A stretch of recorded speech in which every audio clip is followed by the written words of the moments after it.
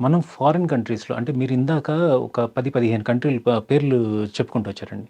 ఈ 10, 15 కంట్రీల పేర్లలో వీళ్ళు మన భారతదేశం యొక్క స్టూడెంట్స్ ఎవరైనా గానీ విదేశాలకెళ్ళి ఎంబీబీఎస్ చేయాలి అనంటే ఏమేమి అవసరం అనేది మనం చూసుకుంటే compulsory FMGL rules and regulations 2021 కంపల్సరీగా ఫాలో అవ్వాలండి.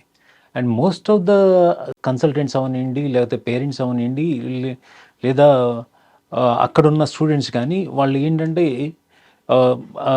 సింపుల్గా 4.5 years ప్రోగ్రామ్ ఉండాలి, లేదా 54 months ప్రోగ్రామ్ ఉండాలి, 1 year ఆఫ్ ఇంటర్న్షిప్ ఉండాలి, ఇంగ్లీష్ మీడియం ఉండాలి, ఇవి 4 పాయింట్లే చెప్తారండి.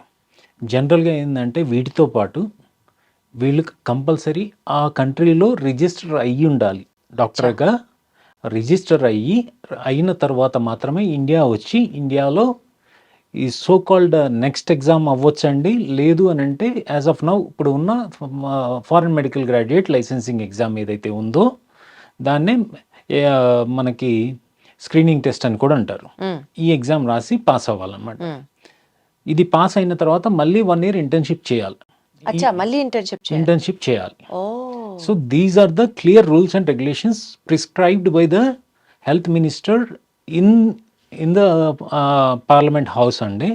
And this was become a law from 2021. అంటే అబ్రాడ్ లో చదివిన వాళ్ళ సంగతి చెప్తున్నారు. అవునండి. ఓకే. సో మనం ఇండియా నుంచి వెళ్ళేవాడు కూడా కంపల్సరీ నీట్ అనేది క్వాలిఫై అవ్వాలి.